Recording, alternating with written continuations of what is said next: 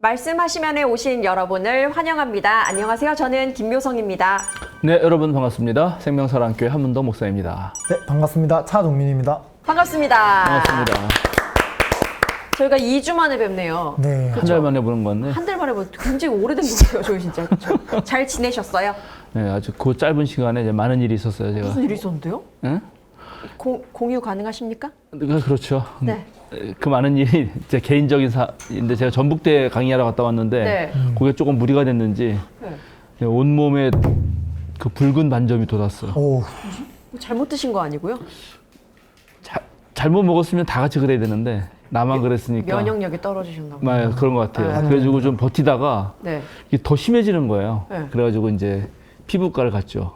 아내 말을 듣고 그랬더니 정말 좋더라고. 주사 맞고 그다음에 약 바르는 약도 주고 네. 먹는 약도 줬는데 오늘도 바르고 갔는데 조금 발랐더니 훨씬 좋아졌어요. 스테로이드 주사였나 보다. 그 주사도 엉덩이 주사 맞아요. 그럴 한 거예요. 정말 네. 10년 만에 만나 지금. 진짜 오랜만에. 엉덩이 주사도 맞고 네. 네, 그런 일이 있었고 더 드디어 네. 학교 강의는 종강했습니다. 와, 이제 조금 쉴 수 있지 않을까. 그러게요. 네. 그래서 얼굴이 그래도 좀 좋아졌다 생각했거든요. 저는. 그래요? 네. 네. 뭔가 좀 이렇게 반짝반짝해지신 것 같고. 이제 편해졌어. 다행입니다. 네.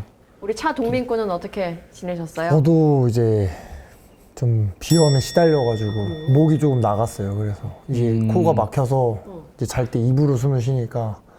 잠을 못 잤는데. 네, 그래서 맞아. 진짜 엄청 고생해서 지금 되게 수술이 있다고 해서 알아보고 있습니다. 비염 수술이요? 네, 제가 좀 심해가지고 네, 환절기 때마다 항상 이래서. 저도 그랬어요. 고등학교 때. 그래요? 고3 때 진짜 고3 때부터 한 30대 초반까지 거의 그랬을걸요? 그랬는데 동물과 가까워지면서 비염이 사라졌어요. 진심. 제가 진먼지 알러지가 있었거든요. 근데 아예 강력한 이 먼지, 털 이런 것들과 함께 하다 보니까 적응했구나. 네, 오히려 더 강해진 느낌. 근데 뭐 제가 그걸 추천드리기엔 좀 그렇고 의학적 도움을 받으시길 바라겠습니다. 근데 비염 수술이 그렇게 막 그 효과가 네. 네, 재발이 또 잘 된다고 하긴 하고. 그러게 나도 그런 얘기를 좀 들어서. 네, 그래서 근데 주변에 한 사람이 이제 되게 너무 새로운 삶의 질이 달라진다. 그래서 그게 딱 넘어가 버렸습니다. 갑자기 아픈 얘기 들어요. 안 본 사이에 알아서 다들 잘하세요. 아파가지고. 그 오늘 들어가기 전에 우리가 두 주 쉬는 동안 질문들이 좀 있어요. 그러게요. 네, 봤어요? 하나는 자유의지 관련된 질문이 있고 네. 하나는 약간 전문적인 우리 저기 벨하우전의 문서 가설이라 그래서 우리 초반에 네. 창세기부터 해서 모세오경이 4개의 문서로 이렇게 구성되어 있다라고 네네. 간단하게 소개했는데 제가 이제 우리 청중들을 위해서 4개라고 얘기했지만 그게 사실은 훨씬 더 복잡하거든요. 더 세부적으로 들어가면. 근데 그렇게 하면 우리 방송하고 너무 안 맞아가지고까지 얘기하는데 그래도 그런 질문들도 하나 있고 해서 그거 좀 잠깐 보고 지나갈까요? 그 질문 자체를 이해하기 어렵더라고요. 네, 일단 자유의지부터 자유의지부터 보겠습니다. 읽어주세요. 예. 네, 오늘 내용과 관련은 없지만 자유의지라는 말이 나와서 질문을 드립니다. 기독교에 있어서의 자유의지 알고 싶습니다. 제가 알기로는 기독교는 타력신앙이고 불교는 자력신앙인데 불교는 자유의지가 없다고 가르치고 기독교는 자유의지가 있다고 가르치니 잘 이해가 안 됩니다. 라고 하셨네요. 네, 근데 제가 그 질문을 보고 제가 불교가 자유의지가 없다고 가르쳤나는 잘 모르겠는데 네. 근데 이제 이 질문하신 분의 의도는 알겠어요. 흔히들 말하죠. 흔히들. 타력신앙, 자력신앙 뭔지 알아요? 아니요, 잘 모르겠습니다. 타력신앙은 솔직히 처음 들어봤어요. 그래? 자유의지 이런 말은 되게 많이 들었는데 타력신앙? 그러니까 흔히들 그 일반적으로 교회에서 구원의 문제를 놓고 얘기할 때 구원은 하나님이 해주시는 거잖아요. 네네. 인간이 하는 게 아니죠. 나의 어떤 그러니까 노력으로 내 되는 노력으로 게 되는 게 아니다. 그런 거를 타력신앙이라고 부르고 네. 그다음에 불교는 스스로 깨달아서 해탈을 얻는 거니까 그래서 불교는 자력신앙이다. 그렇게들 그냥 아주 뭐랄까 좀 일반적으로 네. 대중적으로 이해하는 측면이 있거든요. 그런데 이제 모든 종교, 특별히 보편적인 세계 종교 안에는 그 안에는 자력, 타력, 즉 누군가의 도움을 받아서 이거는 절대적 존재의 도움을 얻는 부분과 그다음에 개인 노력하는 부분이 다 들어 있거든요. 그러나 그럼에도 불구하고 이제 그리스도교에서 이제 구원 문제에 있어서는 역시 구원의 주권은 하나님이 가지고 있는 거니까 인간의 노력만으로 구원을 얻을 수 있다라든지, 그다음에 인간의 이성으로 뭐 하나님을 알 수 있다라든지 그런 것에 대해 상당히 이렇게 꺼려하는 그런 전통이 분명히 있죠. 이거는 계시라 그래서 계시, 이제 계시 신학이라는 게 있고 자연 신학이라는 게 있는데요. 어려워지는데 자연 신학은 예, 우리의 이성을 통해서 차분히 이 존재하는 피조물들이라든가 또 내가 연구를 한다든지 뭐 공부를 하다 보면 신앙에 다다를 수도 있지 않겠냐 하는 쪽이에요. 그런데 노력에 의한 네, 그런 거랑 있네요. 비슷해요. 네. 그러나 이제 거기에 또 상당히 반대해서 예, 그렇게 할 수 없다. 인간과 하나님과는 질적 차이가 있기 때문에 예, 절대로 구원의 문제에 있어서는 하나님이 주도권을 행사하시는 거지 인간은 할 수 없다라는 의미에서 그런 의미에서 타력신앙이라는 말은 이해가 됩니다. 오로지 받는 것이다. 선물이다. 수동적인. 그렇죠. 그렇죠. 주어지는 그거는 것이다. 네. 심지어 뭐 예를 들어서 칼바르트라고 하는 신학자는 내가 믿음을 갖게 되는 것도 내가 갖고자 선택하고 내 의지로 한 게 아니고 하나님이 그렇게 해주신다는 거예요. 사실은 뒤에서 밀어주시는 거고 뭐 이제 이렇게까지 설명도 하긴 하는데 그럼 그렇다고 해서 그러면 기독교의 자유의지가 없냐? 그렇지 않죠. 그러니까 하나님은 우리에게 당연히 선택할 자유를 주셨고 그리고 우리가 첫 번째 배웠지만 하나님은 창조적 자유를 가지고 네. 그죠? 이 세상을 만드시고 그것이 하나님의 형상인데 그것이 우리 안에 그대로 있다라고 보는 게 오늘날 학자들이니까 예, 그렇죠. 그러니까는 인간이 당연히 예, 하나님이 우리에게 주신 선물인 자유의지를 가지고 자기가 선택할 수 있습니다. 선택할 수 있는데 그런데 그것이 구원의 문제로 가면 그건 약간 다른 문제다. 구원. 그렇죠. 예, 왜냐하면 인간은 아무리 자유의지가 있다 하더라도 하나님처럼 완전한 존재는 아니잖아요. 그렇죠. 예, 그러니까 우리가 계속 기억하는 게 유한한 존재니까 그 궁극적인 유한성, 우리가 뭐 결코 해결할 수 없는 예를 들어 죽음의 문제 같은 경우 그것이 이제 유한성의 아주 극치를 보여주는 대표적인 예인데 그럼 그런 문제는 어떻게 하냐? 이런 건 궁극적으로 하나님이 해결해 주신다. 창조주가 해결해 주신다라는 것을 고백하는 의미에서 타력 신앙이지 자유의지가 없는 건 아니다. 예, 그렇게 간단히 이해하시면 되고요. 네. 불교에는 자유의지가 없다라는 말은 제가 안 한 것 같은데. 그냥 뭐 불교가 일반적으로 그렇다라는 말씀이신 것 같은데요. 그러니까. 근데 하여튼간 모르겠어요. 근데 어쨌든 예, 불교는 왜냐하면 불교의 깨달음이라는 게 뭐냐면은 이년생기를 깨닫는 거거든요. 이년생기의 줄임말이 연기예요. 연기. 모든 것이 이어져서 생겨난다는 뜻이에요. 예, 그 인연할 때 연자. 너랑 나랑 우리 천생연분 인연이다 봐. 연분할 때 연자도 있잖아요, 그죠? 그 이어진다는 뜻. 기는 일어난다는 거거든요. 그래서 저것이 있음으로 이것이 일어나고 저것이 없어짐으로 이것이 사라진다. 이게 대표적인 말인데, 그래서 모든 것은 연결되어 있다는 것을 깨달을 때, 예, 그랬을 때 내가 나한테만 이런 고통이 있다든지 어떤 집착에서 벗어날 수 있기 때문에 그것이 매우 중요한 깨달음이에요. 예, 그러니까 그런 의미에서 보면 모든 것이 원인과 결과로 연결되어 있다라는 걸로 보면 마치 자유의지가 없는 것 같잖아요. 인과론으로 다 연결되어 있으면 계속. 예, 근데 이제 그게 꼭 자유의지가 없다라고 보기는 어렵고. 예, 그러나 이제 불교에서는 바로 그런 모든 것은 연결되어 있다는 것을 뭐 명상이라든가 수행이라든가 또는 깨달음을 통해서 딱 아는 거죠. 자아성찰. 네, 뭐 그래서 이제 그렇게 말을 하는데 그 정도로 설명할 수 있을 것 같습니다. 이 문제는 그래서 뭐 그렇게 어렵지는 않아요. 다만 기독교가 자꾸만 타력신앙 이런 얘기를 하는 거는 하나님, 창조주인 하나님과 피조물인 인간 사이의 질적 차이를 그리스도교는 늘 생각을 하거든요. 근데 그걸 생각하는 이유는 우리가 주눅 들고 뭐 우리가 하나님을 막 이렇게 뭐라 해야 되나 하나님 앞에서 뭐라 해야 되지? 종처럼 하는 게 아니라 네. 그렇게 하려는 게 아니라 겸손을 가지고 그렇죠. 우리가 인간이 가지고 있는 이 유한성의 문제를 아주 진지하게 고민하기 때문에 그건 이제 오늘 또 더 얘기할 거 있다가 또 질문이 있어요. 그러니까 엄청 길었어요. 예, 근데 그게 좀 어려운 질문인데 그 다음 한번 해보시죠, 뭐. 네, 제가 읽어드릴게요. 그러면 네. 말씀하시면을 처음부터 다 보고 15강을 다시 들었습니다. 한 가지 의문이 있는데요. 앞선 강의에서는 어떤 내용이나 미세한 표현도 성서 저자의 의도가 있었다고 말씀하시는 부분이 많은데 솔직히 종종 의심이 가기도 했습니다. 그런데 가인의 제물을 받지 않았다는 내용에 대해서는 성서 저자가 특별히 주의를 기울이지 않았고 어떤 의도가 없었다라고 말씀하셨는데 실제로 이번 강의를 다 듣고 나면 성서 저자도 충분히 양치기 윤리학 비슷한 생각을 했을 수도 있다고 느껴지네요.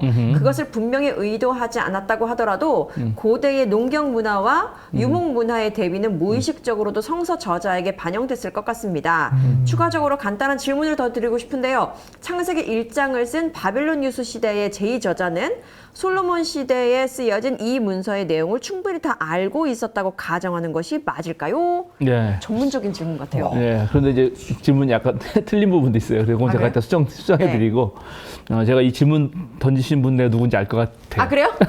그럴 것 같아요. 네. 근데 어쨌든 질문사주 뭐 이런 거 아니죠? 그런 건 아니고. 네. 근데 어쨌든 일단은 이제 다 의도가 있죠. 근데 그 가인과 아벨 이야기에서 창세기 저자의 의도는 왜 하나님이 가인의 제사를 받지 않았나, 왜 아벨만 받았나에 대한 관심이 없다는 거고, 네. 오히려 우리가 살다 보면 그래서 말씀드렸지만 나의 호의, 선물이라든가 내가 계획했던 거라든가 뭐 이런 것들이 이루어지지 않은 상황들이 생기잖아요. 그쵸, 맞죠. 그런데 그런 상황들에 내가 어떻게 처신하느냐에 따라서 그것이 잘 풀려갈 수도 있고 엄청난 고통을 야기할 수도 있는데 그쵸. 이 카인과 아벨 이야기에서는 바로 그것이 최초의 예배 행인데 예배잖아요. 예배. 네. 하나님께 감사의 제사를 드리는 그 최초의 감사 제사가 어떻게 형제살인으로 이루어지느냐에 관심이 있지. 하나님이 왜 가인 거는 이런 거 관심이 있진 않았다. 그 말씀을 드렸던 거고. 네. 그래서 다른 의도가 있다. 그래서 오히려 죄가 너의 문 앞에 도사리고 있다. 너는 왜 얼굴을 못 드느냐? 이제 이런 질문들을 통해서 우리가 그런 상황에 맞닥뜨렸을 때 어떻게 처신해야 되는지를 더 말하고 봐야 싶었다. 된다. 그 의도가. 그럼에도 불구하고 아까 말한 대로 무의식적으로 유목 문화, 네, 농경 문화, 네. 그다음에 이제 그런 거는 충분히 이해가 되고요. 그리고 성서 내의 그 내러티브 속에서 당연히 카인이 너무나 압도적으로 그 사랑을 받잖아요. 그쵸. 그저 그냥 하와가 막 자랑하고, 근데 아벨은 너무나 없는 존재가 되니까 그런 거는 의도가 있을 수 있죠. 그런 내부 속에서 유추할 수 있는 건 있죠. 하나님이 마음이 아벨에게 갖겠다. 카인이 너무 가진 자, 기득권자니까. 뭐 그런 정도는 충분히 이해할 수 있고요. 그 다음에 이제 그 다음 그 밑에 또 더불어 던진 질문인데, 창세기. 네. 조금 이제 1장. 창세기 1장은 피문서입니다. 거기 잘못 이제 좀 살짝 오해하셨던 것 같아요. 거기 제2문서로 되어 있는데 그게 무슨 뜻이에요? 피문서는 성직자들 제사장 그룹이 네. 마지막에 이제 바벨론 유수 시절에 네. 그 기존에 있던 모든 기록들을 잘 모아서 그것을 가지고 이 모세 오경을 최종 편집하거든요. 네. 이 사람들이 했는데 그래서 그 제사장 계열의 문서를 따로 프리스트 문헌이라 해서 피문서라고 불러요. 그런데 창세기 2장부터 나오는 그거는 야훼 문서예요. 그래서 야훼. 제2문서거든. 네. 우리 히브리어로는 야훼지만 네. 영어로는 제2로 쓰잖아요. 그래서 제호바 이렇게 된단 말이죠. 여호와가. 그래서 제2문서이고 그 제2문서는 이제 남유다 왕국에 있는 문서예요. 근데 이제 이분은 또 이제 여기 이문서라고 했는데 이 문서도 제2문서 쓰일 때 같은 시절의 문서인데 그거는 북이스라엘 계열의 문서입니다. 그래서 이제 약간 다른데 어쨌든 핵심은 뭐냐면 제2문서나 이문서가 훨씬 오래된 문헌이라고요. 제2문서. 그러니까 솔로몬 시절 이때 시절이면은 다윗 솔로몬 시절이면은 기원전 900년, 1000년 이 정도로 거슬러 올라간단 말이죠. 그런데 제사장 문서는 기원전 뭐 한 5세기, 6세기, 587년에 끌려가서 538년에 돌아오니까 그때쯤에 생긴 문서란 말이죠. 그래서 핵심은 이겁니다. 창세기 1장을 만들어낸 그 성경을 최종 편집한 저자가 과연 앞에 제2문서나 이문서, 엘로힘 문서나 야훼 문서를 다 읽고 충분히 이해했겠느냐를 질문하신 거예요, 이분은. 그리고 이제 그게 왜 야훼 문서, 엘로힘 문서가 됐냐면 하나님 이름이 우리도 읽었지만 주 하나님, 어디는 그냥 하나님 되어 있잖아요. 네. 그때 하나님이라고 되어 있는 게 엘로힘이고 주 하나님이라고 되어 있는 게 원래 야훼 엘로힘이거든요. 야훼 하나님이란 말이죠. 그래서 하나님 이름이 달라요. 네. 그 다른 걸 차이를 가지고 이제 문서를 나눴기 때문에 그렇게 불렀던 것입니다. 이건 다 앞에서 사실은 몇 강에서 설명을 드렸는데 아마 이제 이번에 1강부터 다 보시면서 그게 궁금하셨던 모양이에요. 네. 저는 피문서 저자가 그 앞에 문헌들을 충분히 다 이해했다고 생각하는 사람입니다. 다 이해했고 그리고 그걸 나름대로 자기가 또 맞게 재배열한 거죠. 재배열해가지고 최종적인 지금 우리가 보고 있는 이 모세 오경, 창세기, 출애굽기, 레위기, 민수기, 신명기라고 하는 하나의 이 다섯 권의 두루마리 책을 만들어냈는데 이제 그거를 후대학자들이 또 세부적으로 연구하다 보니까 쪼갤 수 있는 거예요.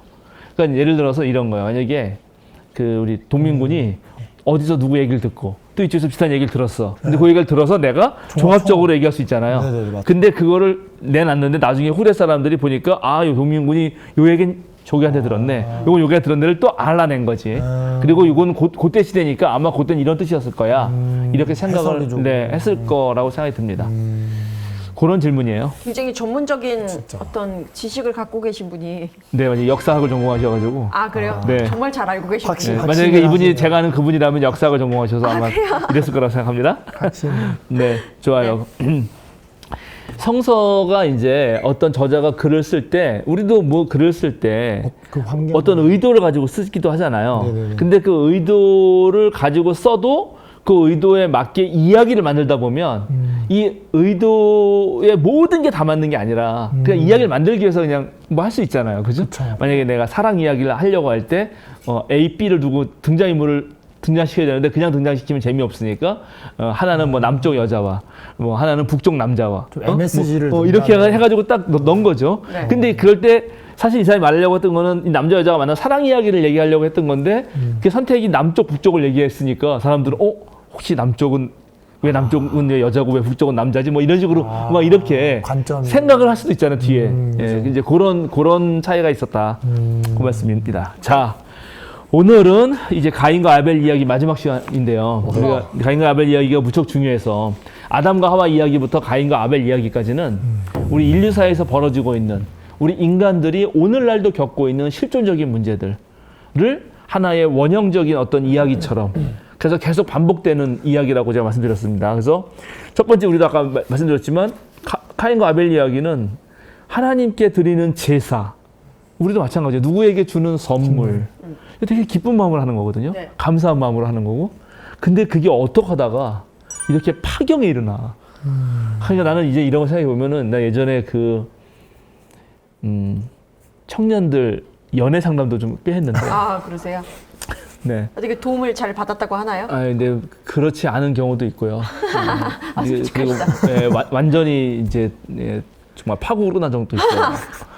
근데 이게 그게 되게 어렵더라고요. 그럼요. 왜냐면 너희들이 맨 처음에 만나서 서로 좋았을 때가 있었지 않냐. 네. 근데 왜 이게 이렇게 가느냐. 마치 무슨 이혼 법정처럼. 그러게요. 그렇잖아요. 다 우리가 결혼할 때는 4주간의 시간을 갖고 우리가 분명히 좋은 마음으로 함께 더 행복한 삶을 살기 위해서 만난 거 아니에요.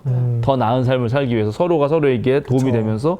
그런데 왜 마지막은 그렇게 파멸과 비극으로 끝나는가. 이런 생각을 해볼 때 이런 카인과 아벨 이야기가 다 되는 거예요. 모든 공동체에서 삶에서. 같은 맥락이. 그렇죠. 근데 어떻게 됐어요? 일단 그 커플이 궁금한데요? 거기는 되게 심각한 커플이었어가지고. 그래서 목사님께서 이렇게 상담을 해주시고 좋은 아름다운 이별이 됐나요? 아니면 정말 파국으로 끝이 났나요? 거기는 그냥 파국이었어요. 이 애당초 파국인 상태였군요. 네, 파국이었는데 그래서 한쪽이 좀 잘못을 했는데 그거를 좀 설득해서 정확한 사과를 하고. 사과는 해야죠. 그리고 한쪽은 그거를 좀 잘 용서해 주길 기대했으나 잘 안 되죠. 사과를 받고 잘 끝내야죠. 근데 보통 그럴 때는 사과를 하려는 쪽이 잘 안 해요. 그런 게 참 어려워요. 목사님 보시기에도 잘못을 했는데요? 네, 그건 잘못했죠. 네, 하여튼 뭐 그런 경우도 있고 다양한 경우가 있는데 그렇다는 겁니다. 이런 이야기들이. 자, 어쨌든 그렇고요. 그리고 이제 또 이 문제는 이 둘은 단순히 그냥 모르는 사람들이 아니라 형제였다는 거죠. 네. 형제죠. 네, 그렇죠. 그래서 형제끼리도 이게 형제라는 사실을 더 형제를 진하게 자매, 형제 이런 거 있잖아요. 같은 가족에 이런 것만 있었어도 지난번에 말씀드렸듯이 그죠? 너 걸 받았으니 하나님이 얼마나 좋냐. 우리는 원팀이다. 예, 가족이다. 원팀이다. 왜 이런 생각 우리는 왜 못하는가. 그러게요. 그런 부분 하나 있고 이제 지난주에 마지막으로 우리가 번외로 너무 궁금해서 우리는 그래서 이제 그래도 카인 거를 받지 않고 아벨 걸 받는 것을 양치기에 윤리학으로 해석하는 요람 하조니 선생의 아주 재밌는 해석. 해석. 그리고 거기에 제가 재밌는 현상을 봤는데 그렇게 하니까 댓글 중에 네. 대체로 목사님들이 아주 폭발적인 반응을 보였어요. 아, 그래요? 제가 제 페이스북에도 올려놨거든요. 오. 그러셨어요? 네, 거기에 이제 목사님들이 난리 났겠네요. 좋은 글로 댓글을 달아줬어요. 좋은 글로 비판을 하셨나요? 아니요, 좋다고 좋게, 저는. 좋게, 저를 좋은 걸로? 되게, 이거는 왜냐면 일반 교인들은 네. 꼭 그렇게 생각할 필요가 없잖아요. 근데 이런 거는 이제 정말. 좀 더 공부를 많이 한 신학을 했던 분들이 그렇죠. 와 이런 해석이 있었어? 뭐 이렇게 하면서 이제 새로운 느낌. 예, 서로 새로운 느낌을 받으면서 되게 좋아하셨고 너무 다행이에요. 근데 진짜 여러 가지 해석이 있고 공부를 많이 하다 보면 진짜 하나님의 뜻이 무엇인가를 연구하고 궁금해하는 과정에서 해석이 있을 수 있는데 일반 신도들 같은 경우에는 너무나도 그냥 한 가지 이야기만 듣고 가지. 알려지지 않은 거는 그냥 몰라. 그냥 모르는 게 나. 마음대로 하지 마. 생각하지 마. 이런 경우도 있어가지고 괜히 벽이 있는 경우가 있잖아요. 네, 네. 근데 역시 공부를 많이 하면 할수록 보이는 게 다르네요. 네, 보이는 게 다르고 깨어있게 되는 것 같기도 해요. 그러니까는 이제 물론 모르는 것을 모르는 대로 두는 것도 나쁘진 않을 수 있습니다. 네. 예, 모르는데 괜히 아는 체 하다가 더 큰 코 다친 것보다는 그렇죠. 낫죠. 어설프게 하는 게 네네, 가장 그건 정말 무섭죠. 예, 그것도 의미가 있어요. 중요해요. 그러나 같은 성경 말씀을 가지고 다양한 의미의 층위들을 가지고 있는 것은 소중합니다. 그러니까 한 말씀을 가지고 이렇게도 볼 수 있고 저렇게도 볼 수 있는 것이 여러 층위가 있으면 뭐가 좋냐면 우리 삶이 훨씬 더 지금 복잡해지고 있기 때문에 네. 지금 현대 사회의 현대의 특징이라고 하는 건 뭐냐면 복잡성이 증가한다는 것입니다. 훨씬 더 복잡해요. 옛날 같지가 않아요. 옛날에는 단순했기 때문에 어떤 일을 두고 그냥 단순하게 말할 수도 있었는데 오늘날 복잡한 상황에서 단순하게 말하면 그게 폭력이 될 수가 있고 그게 세대 간의 갈등을 일으키고 그런 거죠. 옛날에는 그냥 진짜요. 나이 먹으면 결혼하는 거예요. 결혼하면 애 낳는 거거든. 맞아요. 근데 그게 복잡하지 않은 시대의 어떠한 일상적인 삶이었단 말이죠. 근데 그것만 생각하고 만약에 요즘에 젊은 친구들한테 너 왜 나이 먹었는데 결혼 안 하냐? 그럼 또 결혼했는데 너 왜 애 안 낳냐? 이렇게 말했다가는 그거는 엄청난 폭력이 된다고요. 맞아요. 하지 그쵸? 말라고요, 바로 저한테. 바로 꼰대 되는 거죠. 그렇죠. 그러니까 정상 가족이 뭐냐부터 시작해서 오, 맞아요. 오늘날 대단히 복잡하단 말이죠. 네. 그리고 그 복잡한 것이 이제 전 세계적이잖아요. 맞아요. 옛날에는 동네 사람이 전부였다고 하면 이제는 전 세계적인 거고요. 네. 그리고 놀랍게 여기 한 가지 더 붙어서 더 문제인데 근데 오늘날은 또 급변해. 빨라져. 어제가 다르고 내일이 다르고 맞아요. 금방금방 바뀌니까 그래서 이럴 때에 우리가 그런 것을 잘 처리하고 그리고 그렇게 빨리빨리 바뀌는 상황에서 나의 뭐랄까요 나의 심지를 좀 굳힌다 그럴까 아니면 어려움을 당할 때 그걸 견뎌낸다 그럴까 견뎌낸다고 할 때 필요한 건 뭐냐면 의미의 층위를 높이는 거예요. 다양한 의미들을 내가 많이 가지고 있으면 그럴 수도 있지. 맞아. 그럴 수도 있는 거야. 이렇게 돼야 되거든. 여러 가지 경우의 수가. 그렇죠. 그게 바로 여유인 것 같기도 하고. 진짜. 네, 너무 필요한 것 같아요. 그런데 이제 성경에 하나만 알고 있으면은 이제 그걸로 다 맞아야 되는데 안 맞잖아요. 그리고 복잡할수록 안 맞는 게 더 많아질 거 아니에요. 그렇죠. 그러면 이제 이게 믿음이 맹신이 되거나 흔들리는 거예요. 두 가지가 되는 거라고요. 그래서 성경을 다양하게 볼 줄 아는 눈이 필요하고 그리고 이제 물론 그 중에 어느 것이 더 중심입니다. 요거는 조금 많이 나간 것 같다. 이럴 수도 있지만 예, 그래도 좀 이렇게 보는 것은 의미가 있다 말씀드리는 거죠. 맞습니다. 자, 좋습니다. 이제 그 정도로 했는데 결국 가인이 이제 아벨을 죽였단 말이죠. 근데 그 뒤로 우리가 못 읽었어요. 네. 그 뒤로 이제 하나님한테 혼나는데 오늘 네. 그 장면을 다시 읽어봅시다. 창세기 4장 8절부터 오늘 26절까지 해야 되지만 너무 기니까 일단은 16절까지 장군님 읽어주십시오. 가인이 아우 아벨에게 말하였다. 우리 들로 나가자. 그들이 들에 있을 때에 가인이 그의 아우 아벨을 쳐 죽였다. 주님께서 가인에게 물으셨다. 너의 아우 아벨이 어디에 있느냐? 그가 대답하였다. 모릅니다. 제가 아우를 지키는 사람입니까? 주님께서 말씀하셨다. 내가 무슨 일을 저질렀느냐? 너의 아우의 피가 땅에서 나에게 울부짖는다. 이제 내가 땅에서 저주를 받을 것이다. 땅이 그 입을 벌려서 너의 아우의 피를 너의 손에서 받아 마셨다. 내가 밭을 갈아도 땅이 이제는 너에게 효력을 더 나타내지 않을 것이다. 너는 이 땅 위에서 쉬지도 못하고 떠돌아다니게 될 것이다. 가인이 주님께 말씀드렸다. 이 형벌은 제가 짊어지기에 너무 무겁습니다. 오늘 이 땅에서 저를 쫓아내시니 하나님을 뵙지도 못하고 이 땅 위에서 쉬지도 못하고 떠돌아다니게 될 것입니다. 그렇게 되면 저를 만나는 사람마다 저를 죽이려고 할 것입니다. 주님께서 그에게 말씀하셨다. 그렇지 않다. 가인을 죽이는 자는 7갑절로 벌을 받을 것이다. 주님께서는 가인에게 표를 찍어주셔서 어느 누가 그를 만나더라도 그를 죽이지 못하게 하셨다. 가인은 주님 앞을 떠나서 에덴의 동쪽 놋 땅에서 살았다. 네, 좋습니다.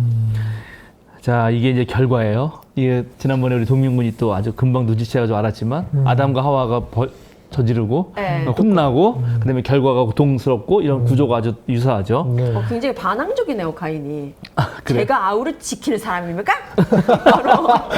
맞아요. 그것도 정말 대단한 이제 질문과 대답인데 네. 일단 저기 하나님이 인류에게 던진 두 번째 질문은 이겁니다. 너의 아우 아벨이 어디에 있느냐? 어디에 있는? 이게 이제 이게 별게 아닌 것 같지만 이게 엄청난 질문이라는 거죠. 첫 번째 질문은 아담아, 네가 어디에 있느냐? 그러니까 너 스스로 실존적으로 어디 있냐? 너의 자리는 어디냐? 이거는 개인의 양심을 묻는 문제고 나 스스로 그러니까 내 시선을 내 안으로 넣어서 내가 늘 어느 자리에 서야 되는지를 묻는 물음이에요. 이제 그리스도인들은 당연히 그 물음을 하나님 앞에서 묻는 거예요. 하나님 앞에서 나는 어디에 서야 되는가? 그죠? 또 이 세상 앞에서 또 다른 사람 앞에서 나는 어디에 서야 되는가를 묻는 물음이라면 이제 이 두 번째 물음은 사람 사이에서 그죠? 너는 어떤 책임적 존재로 서느냐를 묻는 거예요. 이 물음은 정말 중요한 물음입니다. 계속 말씀드리지만 사람은 절대 홀로 사람일 수 없어요. 네. 사람은 인간이라는 말 있듯이 사람 사이에서만 사람입니다. 그러면 사람 사이에서만 사람이라면 바로 그 사람은 다른 사람으로 인해서 내가 될 수 있는 거예요. 그러니까 나의 정체성은 사실은 다른 사람으로 인해서 내가 되는 거거든요. 첫 번째 다른 사람은 부모입니다. 그렇겠죠? 우리는 부모에 의해서 내가 되는 거예요. 네. 그래서 부모와의 관계 속에서 그리고 우리는 또 이제 유치원 가면 유치원 애들과 관계 속에서 그러니까 모든 관계 속에서 내가 되는 거거든요. 그러니까 내가 형성되는 것도 타자의 관계 속에 있으니까 내가 나를 책임지는 것만큼 내 주변에 있는 사람들 책임져야 되는 거죠. 그러니까 우리는 책임지는 존재라고 하는 것이 이 창세기에서 말하려고 하는 거예요. 와. 아, 이건 정말 깊이 생각해야 됩니다. 엄청난. 그럼 약간 제가 아우를 지키는 사람입니까? 에서 가인이 뭔가 알아챈 것 같기도 하네요. 그렇죠. 그래서 이제 자기의 그 정체성. 너무 재밌어요. 일단 모릅니다가 중요한데 모릅니다 좀 나중에 얘기하고 네. 뒤에.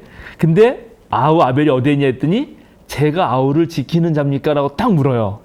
야, 근데 이 질문도 정말 끝내주는 게 일단 지킨다는 말을 기억하실까 모르겠는데 지킨다는 말이 이게 사마르라 그래서 창세기 2장 15절에 경작하기 위해서 네. 하나님 밭을 가르기 위해서 섬기게 하기 위해서 땅을 지키게 하기 위해서 그러니까 이게 인간에게 맡겨진 사명이었거든요. 근데 그 사명이 실패하니까 이제 그룹을 둬가지고 사람. 대신 지키게 했죠. 얘 쫓아내고 아담은. 근데 얘가 똑같이 또 지키느냐고 또 물어. 그러니까 이건 계속 사람의 사명과 관련된 건데 자 일단 자 아우를 지키는 자입니까? 응? 그죠? 제가 아우를 지키는 사람입니까? 이렇게 말할 때 그럼 아우는 누가 지켜야 됩니까? 사람을 지키는 내가 아우를 지킨 자입니까? 지킨 사람입니까? 물었을 때 하나님이 지켜야죠. 하나님이 왜 내가 지킵니까? 이렇게 말할 수는 있는 거예요. 당신이 만들었고 이렇게 말할 수도 있는 거 하나. 그죠? 그다음에 대답의 가능성 보는 거예요. 네. 그다음에 사람은 지가 지키는 거지. 스스로 지키는 거지. 그렇죠? 그런데 이 맥락 속에서 이 성경이 말하고 싶은 거는 이 둘이 아니라는 거잖아요. 서로 지키라는 거잖아요. 처음부터. 그렇죠? 아담과 하와도 그래서 에제르로 해준 거잖아요. 네. 자, 그럼 세 가지 선택 중에 아마 대한민국의 많은 사람들은 어찌 보면 사람은 자기는 자기가 지켜야지. 네, 다 그렇게 이렇게 말할 확률이 높아요. 이게 그렇게 대답했어요, 처음. 이게 바로 어떤 세상이에요? 이게 개인주의? 각자 도생의 세상이잖아. 개인주의. 그래, 개인주의 각자 도생이라고. 자기 알아서 살아야지. 살길 살자. 자기 알아서 예를 들어서 그죠? 부잣집으로 왜 딸로 태어나는 것도 능력이야. 그 정유라가 옛날에 그렇게 얘기했거든.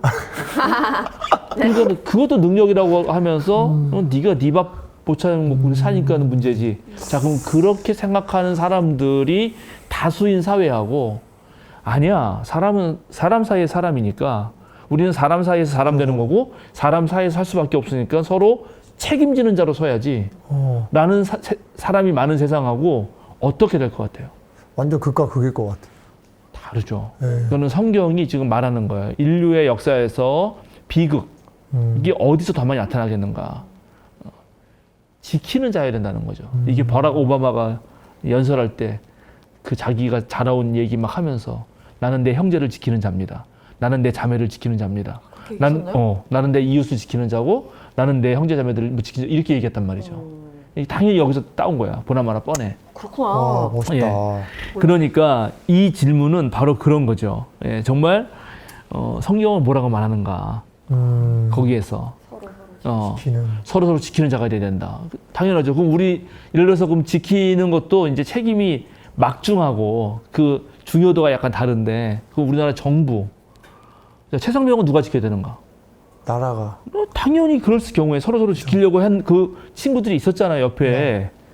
그럼 그걸 지킬 사람 또 그 누구야 사단장 지켜야 될 거 아니에요. 대통령.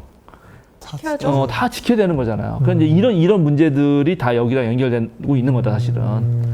자 그런데 아우 아벨이 어디냐고 물어봤더니 제가 아우를 지키는 사람입니까 하면서 모릅니다라고 얘기합니다. 네. 이건 거짓말이잖아요. 명백한 거짓말이죠. 네. 다 알고 있는데. 이거는 자 정말 모른다고 그러니까 자기가 거짓말을 하면서 알면서 거짓말한 걸까 아니면은 방어기지 아니에요? 방어기죠. 완전 방어기죠. 그렇죠. 모르는데요? 모르는데요? 하나님이 다 알고 있는 거 알면서 이제 그런 거잖아요. 그렇죠. 이거는 그냥 완전히 방어기자입니다. 그러니까 두려움과 공포에 사로잡힌 이제 가인이 얼렁뚱땅 넘겨서 하는 말이죠. 아, 진짜 방어기제로 거짓말, 그러니까 자신도 모르게 그냥 툭툭 튀어나오는 사람들이 좀 많죠. 있는 것 같아요. 그런 거 엄청 누구나 많고요. 그런 건가? 예, 엄청 많고 일단은 피하려고 보잖아요. 그쵸. 그러니까 지금 회피. 우리 이번에 다 나타났잖아. 지금 최상병 사건에 다 나타나요. 전화했는데 전화한 적 없다. 근데 딱 드러나니까는 그 공문을 그게 말한 건 아니다. 아. 뭐 계속 이런 식이거든. 허점만 여기 지금 파고네. 우리 사회에 얼마나 카인이 많은가. 카인이 하는 짓 그대로 하는 것을 그대로 보여주고 있는 거죠. 어떤 면에서 카인은 이제 뭐 자기가 실수해서지 아니면 화가 나서 그랬던 아벨이 너무 미워졌고 아벨을 죽여버렸으니까 이제 또 들러나가서 몰래 죽였기 때문에 그죠? 꿰서 나갔기 때문에 이제 아무도 모르겠지라고 생각했을지 몰라요.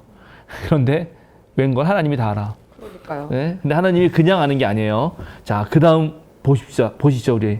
어떻게 했죠? 10절 읽어주세요, 우리 동민군. 주님께서 말씀하셨다. 내가 무슨 일을 저질렀느냐? 너의 아우의 피가 땅에서 나에게 울부짖는다. 아, 그렇죠. 땅에서 울부짖어서 아벨을 몰래 아주 완전 범죄가 가능하다고 생각했지만 모든 건 들통나게 돼 있다.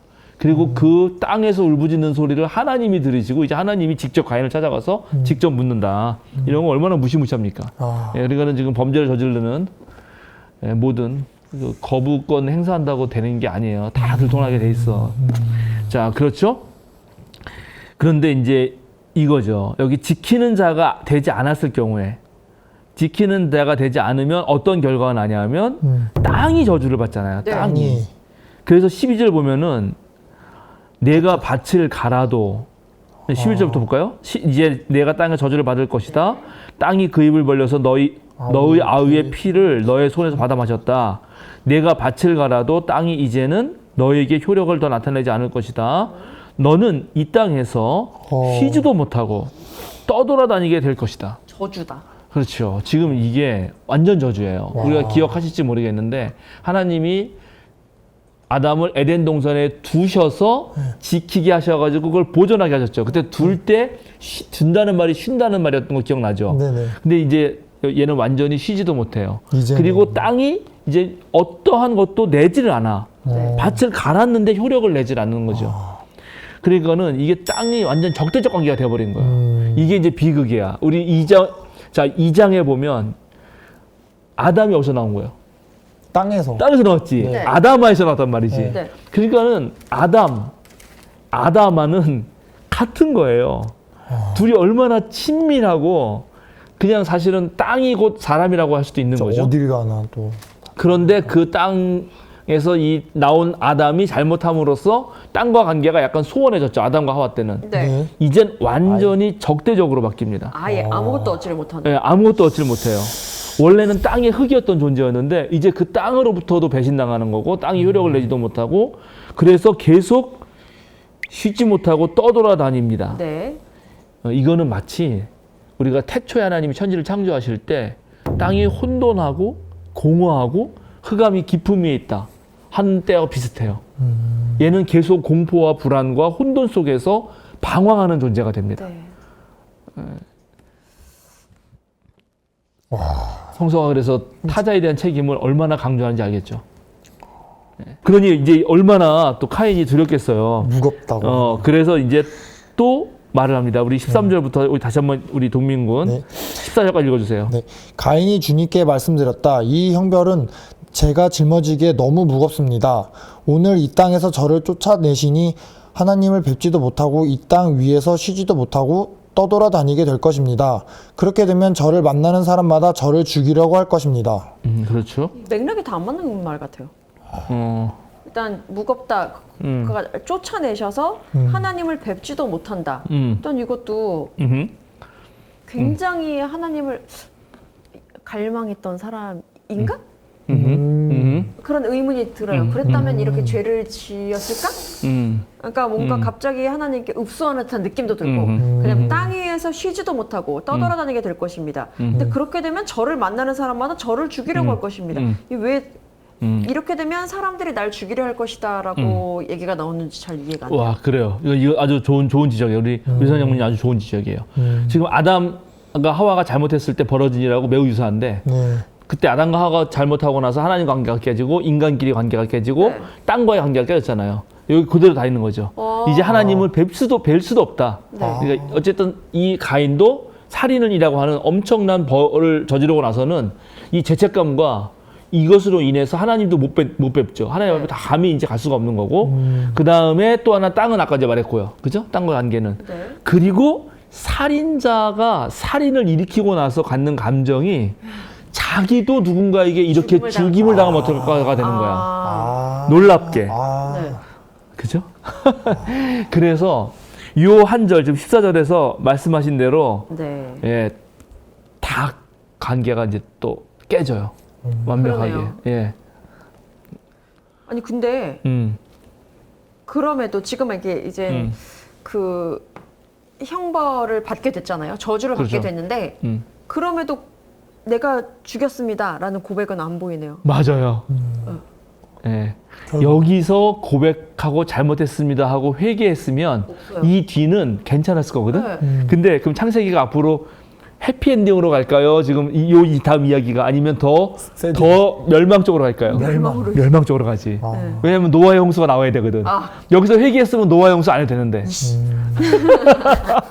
예, 그렇게 됩니다.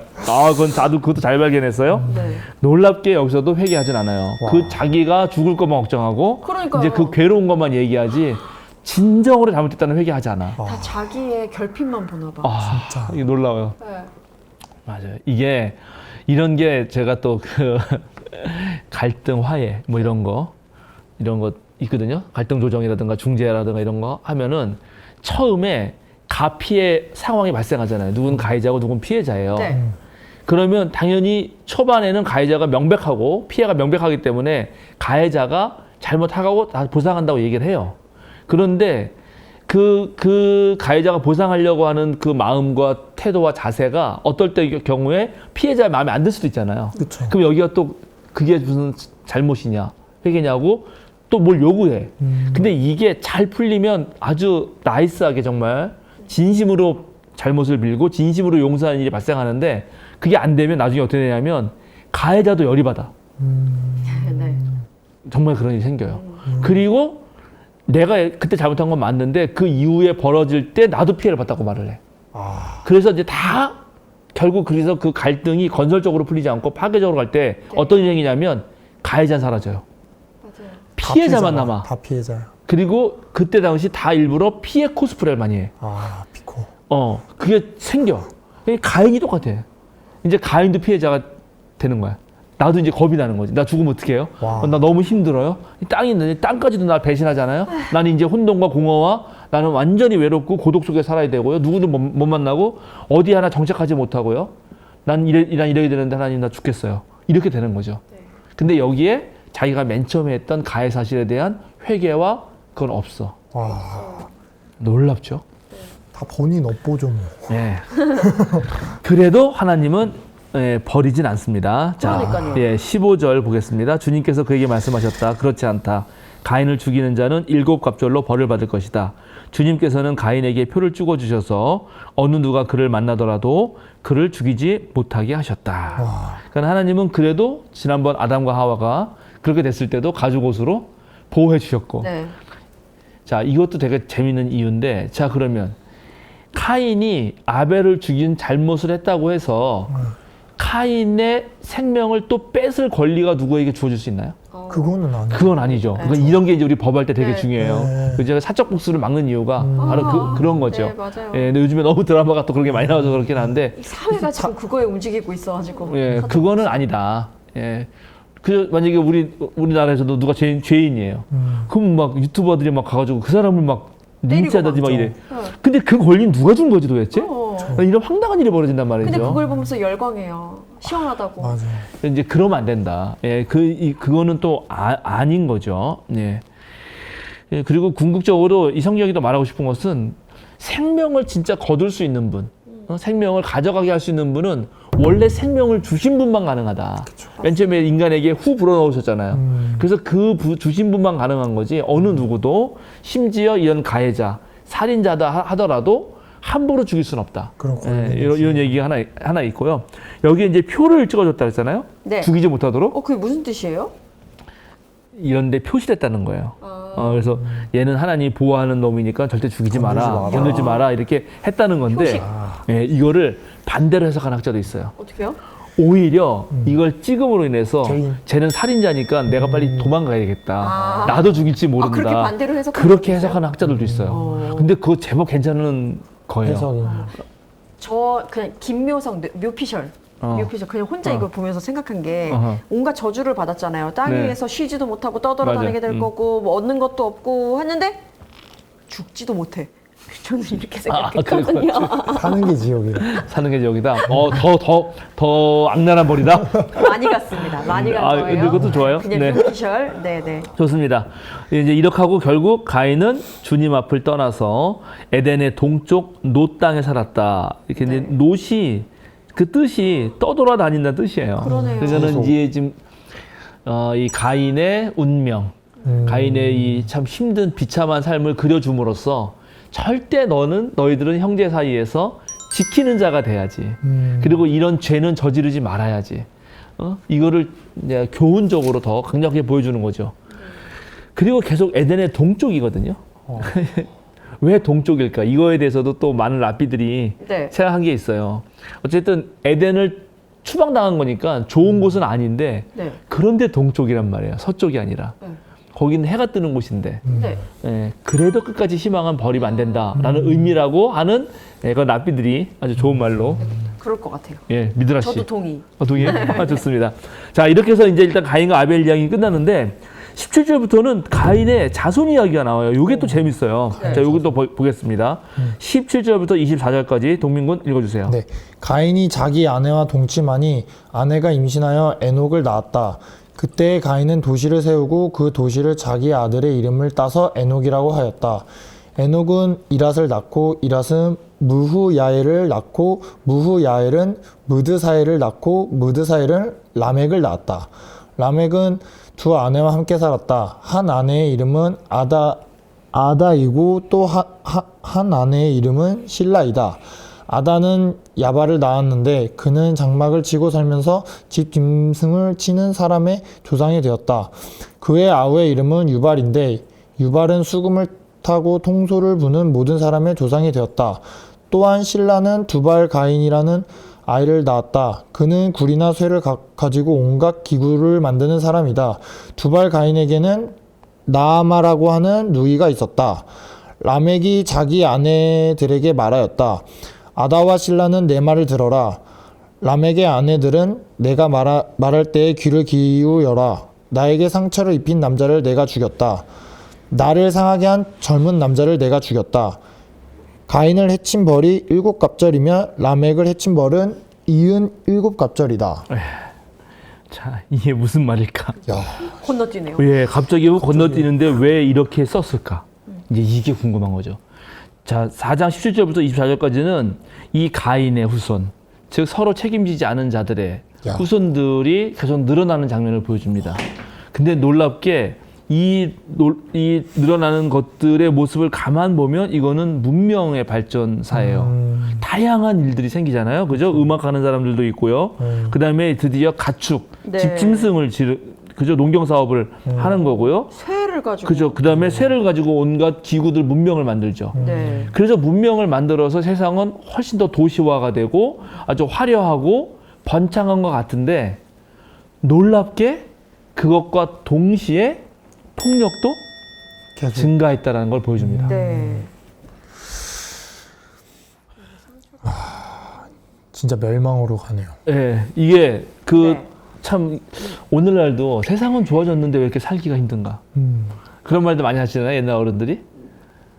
뭔가 또 엄청나게 발전하고 장난이 아닌데 왜 이렇게 네. 갈수록 살기가 힘들지? 그러니까요. 그리고 막 왜 이렇게 여기저기서 빌런들이 튀어나오지?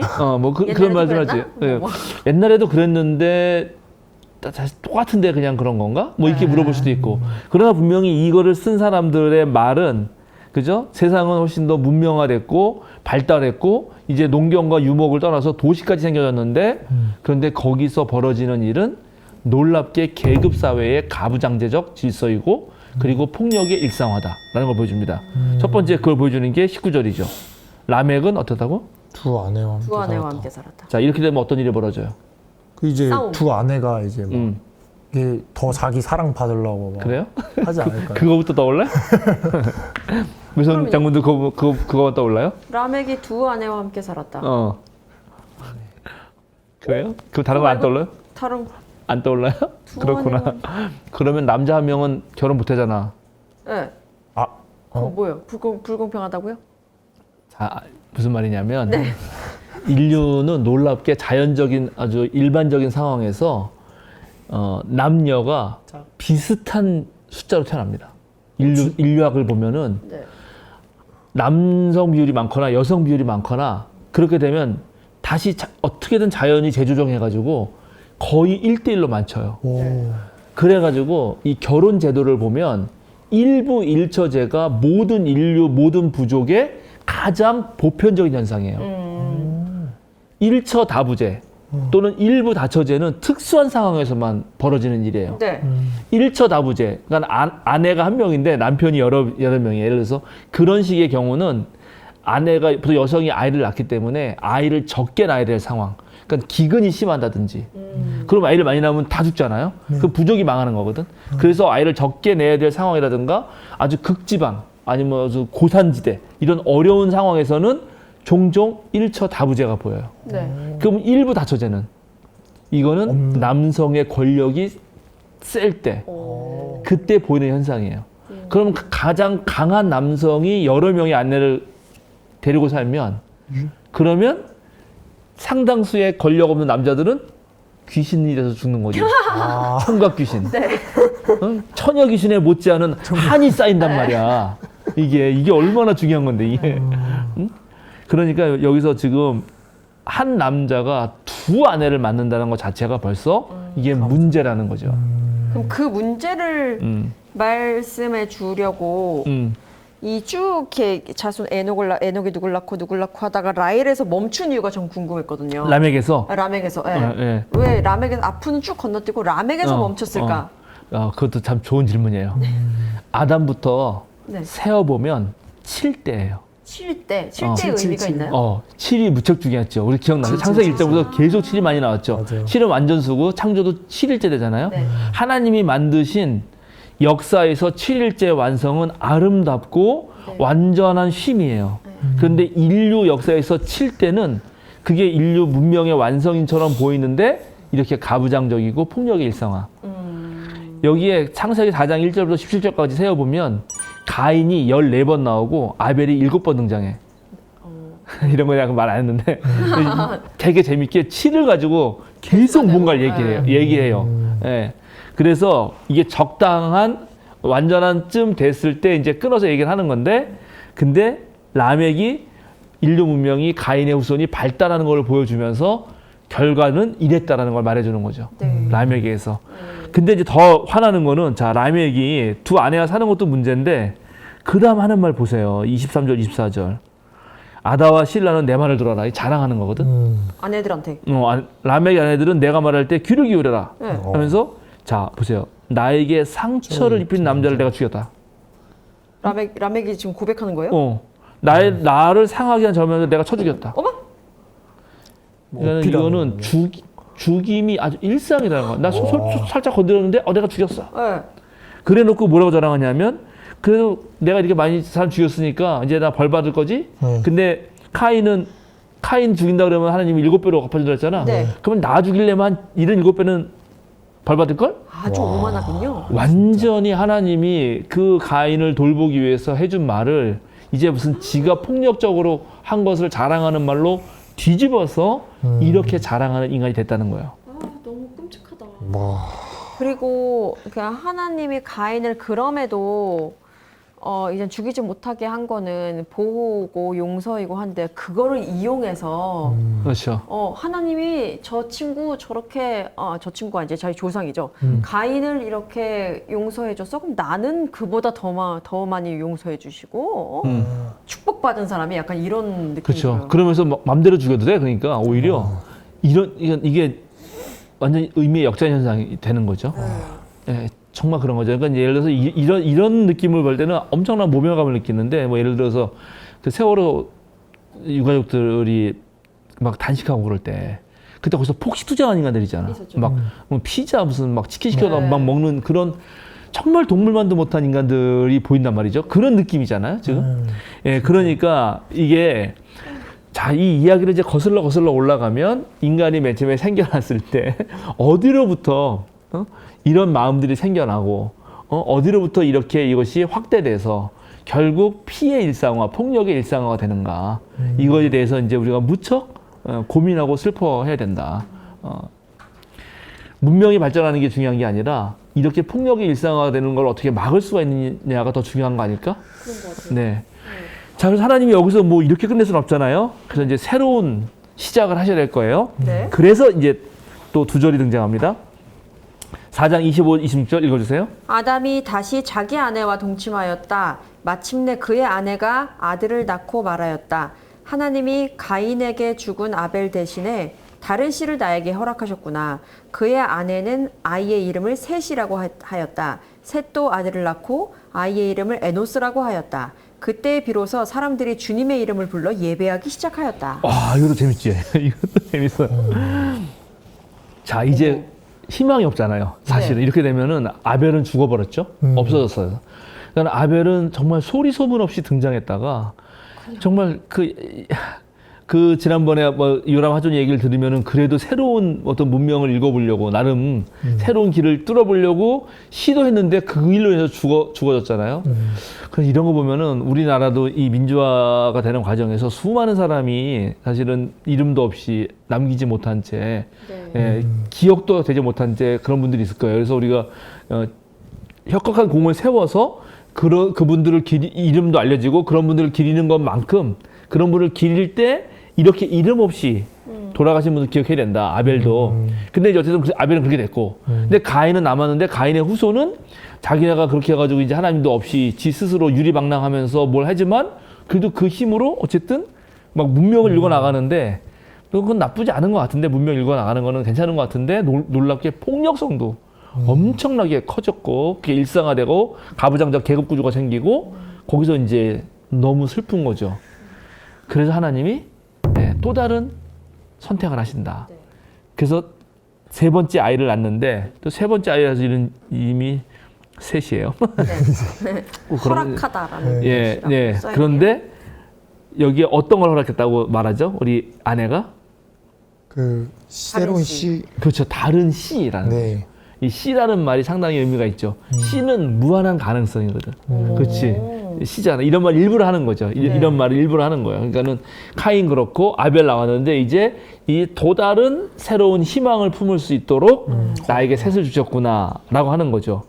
근데 셋이 또 아들을 낳았어요. 그럼 이제 이거는 앞에 가인이 낳은 자손하고 연결되는 것과 다른 자손이 또 등장하잖아요. 이 자손에서 나중에 노아가 나온단 말이에요.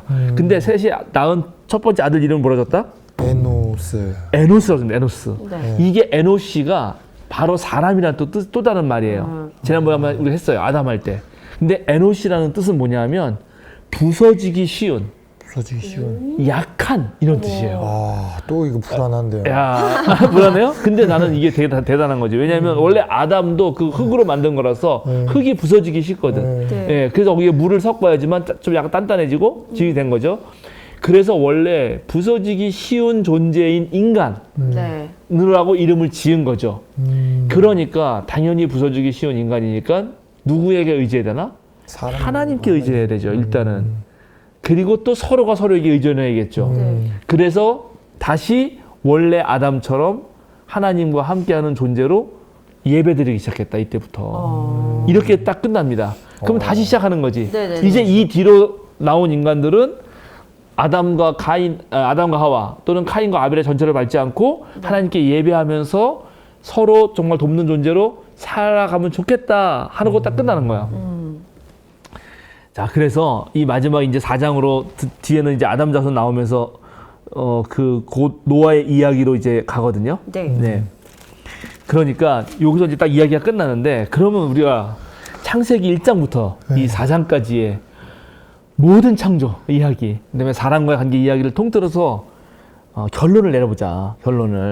결국 뭐냐 이거는 맨 마지막에 이렇게 끝내는 거는 너희는 하나님 앞에서, 그죠? 하나님 앞에서 내가 어디에 있느냐라고 할 때 하나님 앞에서 나는 땅의 흙으로 지음받은 부서지기 쉬운 존재임을 기억하면서 그러면서 에제르 너희끼리는 서로 돕는 존재로 살아야 한다. 그리고 너희들이 서로 도우면서 해야 될 일은 아까 말한 땅을 지키고, 그죠? 그 동물들에게 이름 붙이고 했던 그런 일을 해야 된다. 그런 일이 너의 기본이다. 라는 걸로 딱 맞춘다는 거죠. 그걸 잊고 이제 다른 방식으로 갔을 때 이 카인과 아벨 같은 일이 벌어지고 이런 폭력이 벌어졌고 이런 거죠. 그러니까 실제로 이거를 썼을 때 사람들은 이미 폭력이 벌어지고 막 엄청난 지구라트 같은 거대한 건물들을 막 짓는데 근데 거기서 보니까 겉으로는 화려한 것 같으나 그 안에 벌어지는 엄청난 폭력성에 대해서 이건 아닌데 어떻게 되는가를 고민했다라고 보여지는 거지. 이 1장, 2장, 3장, 4장 이 66권의 성경 중에서 창세기 하나에서 1장부터 4장까지의 그냥